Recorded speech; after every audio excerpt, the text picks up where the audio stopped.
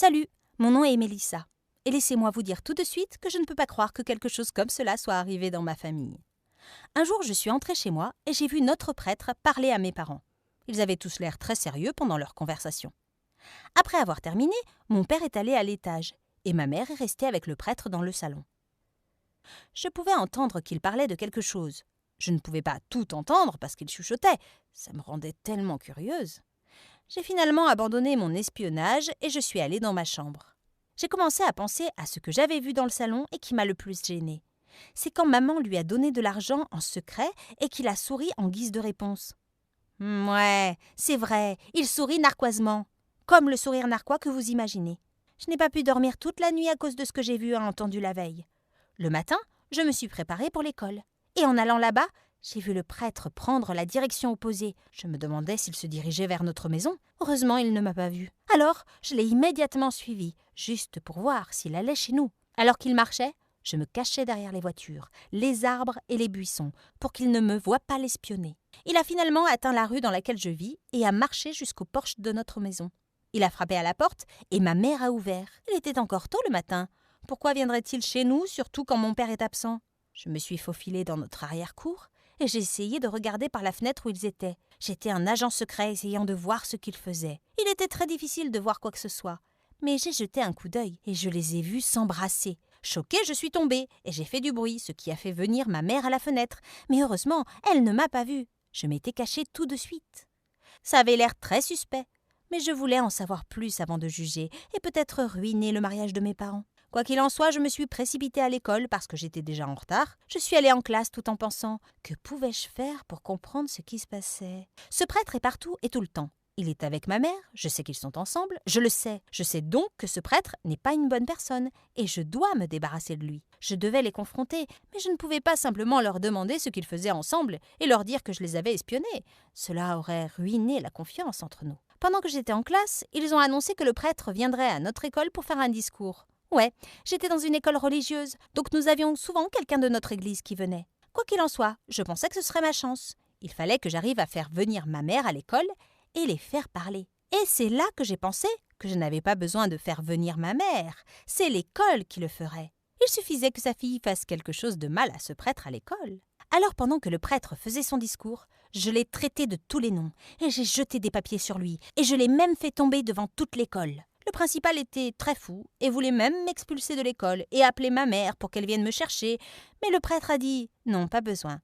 Personne n'a été blessé. Elle ne voulait pas dire ça. » Sérieusement, je me suis dit. Le principal a accepté et m'a laissé partir avec seulement 1 heure de retenue cette semaine-ci. Je suis rentrée de l'école et ma mère a dit que nous irions à l'église le lendemain parce que c'était l'anniversaire de mariage de mes parents. Pas encore. J'étais fatiguée de voir le prêtre tous les jours. Mais je voulais aussi vérifier si tout cela était un gros malentendu. Ma mère m'a réveillée le lendemain et m'a dit de me préparer. Nous sommes arrivés à l'église et nous nous sommes assis à l'intérieur, juste à temps pour le service religieux. Et bien sûr, notre prêtre faisait le service. Tout était nul. Il n'y avait aucun bruit. Tout le monde était assis et priait tranquillement. Donc je me suis sentie mieux, certaine que ce n'était qu'un gros malentendu. Et juste au moment où je me suis calmée, j'ai vu le prêtre qui menait son office et disait les prières pour ma mère, qui était assise à côté de son mari, alias mon père. J'ai regardé ma mère tout de suite et je l'ai vue sourire. Elle lui souriait. Au moment où je m'étais enfin calmée, tout se compliquait à nouveau. Comment mon père n'a rien remarqué? Est-ce juste moi? Comment c'est possible? Je ne pouvais plus supporter ça. Alors, je me suis levée et j'ai crié devant toutes les personnes que ma mère et le prêtre avaient une liaison. Tout le monde m'a regardée. Mes parents se sont immédiatement levés, et alors que ma mère me traînait hors de l'église, j'ai pu entendre papa dire « Je suis désolée, elle n'a pas pris ses médicaments ». Il se tenait devant tout le monde, puis il a couru après nous. Ils m'ont mis dans la voiture et nous sommes rentrés à la maison. Et j'étais tellement en colère que j'ai commencé à crier. Pourquoi on est parti alors que le prêtre, lui, est toujours dans l'église? Il le sait que je sais. Maman te trompe, papa, j'ai dit alors que les larmes coulaient sur mes joues. Mes parents n'ont pas dit un mot de tout le trajet de retour à la maison. Quand nous sommes arrivés, nous nous sommes tous assis dans le salon et ils m'ont demandé ce que j'avais vu. Alors j'ai tout expliqué, chaque détail. Et alors que je m'expliquais, je pouvais voir que ma mère retenait ses larmes. Je lui ai demandé pourquoi elle pleurait. Sans un mot, elle a quitté la pièce. Et mon père a dit « Le prêtre que tu vois toujours n'est pas réel. Et nous n'étions pas à l'église aujourd'hui. Nous étions au centre commercial. Chérie, tu as été diagnostiquée schizophrène et à l'hôpital psychiatrique, ils t'ont donné des médicaments qui peuvent aider, mais malheureusement, cela te causait beaucoup d'autres problèmes de santé. Donc, nous avons voulu essayer de ne pas te donner le médicament pour te permettre de retrouver une vie normale. Mais malheureusement, ton trouble a empiré. Ensuite, maman et moi avons décidé de voir si tu te sentirais mieux à la maison, avec ta chambre et ton lit, que ce serait peut-être plus facile pour toi. Mais malheureusement, nous devons te ramener à l'hôpital afin que tu puisses recommencer à prendre ton traitement. Mais ne t'inquiète pas, nous serons toujours avec toi. Ta maman et moi, on ne te quittera jamais, et souviens-toi que nous t'aimons toujours. Allez, ma puce, va te préparer, nous devons y aller. Je ne croyais pas ce que j'ai entendu.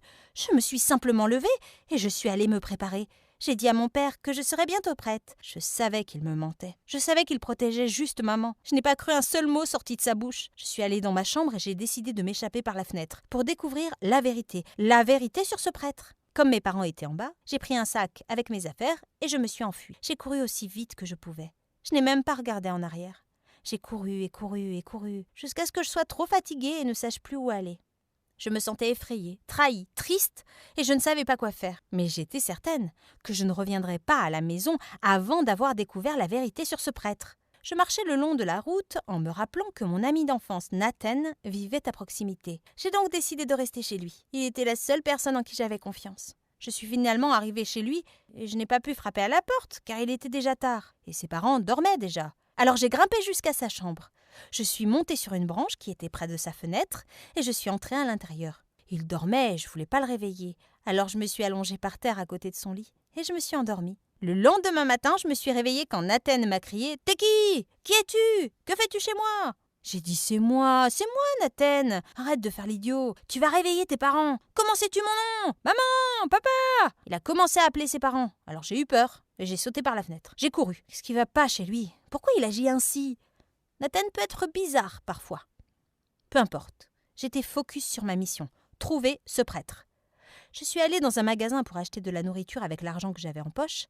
Je suis entrée et j'ai vu mon ami de l'école, Alec. Il y travaillait comme caissier. Il m'a vue et a souri et a dit « Oh mon Dieu, Mélissa !» Il a couru jusqu'à moi pour me faire un câlin. « Ouais, c'est moi, ça fait longtemps !» Il m'a demandé ce que je faisais ici toute seule et pourquoi je ressemblais à une SDF. Je lui ai dit que je cherchais mes vrais parents et que j'étais adoptée. Mes parents non biologiques m'ont dit qu'ils m'ont adoptée et que j'ai encore mon père biologique quelque part dans cette ville et je veux le retrouver, ai-je dit. Il a été choqué. Il m'a donné de la nourriture et m'a dit de l'attendre pendant 1 heure jusqu'à la fin de son travail. Et puis, il m'aidera à trouver mon vrai père. Le travail d'Alec terminé, nous avons commencé à le chercher. J'ai dit à Alec qu'il vivait à côté d'une église. Alors nous sommes allés voir l'église. Et l'église était fermée. Nous avons donc décidé d'aller à la ville voisine pour vérifier l'église là-bas. Nous avons pris le train et il nous a fallu environ 1 heure pour y arriver. Le train était plein de monde et seulement une banquette pour 2 était vide, alors nous nous sommes assis côte à côte. J'étais super nerveuse parce que je n'avais jamais été aussi proche d'un mec avant. Il y a eu un silence alors que nous étions assis. Alors Alec a brisé la glace et a dit que nous devrions manger nos collations.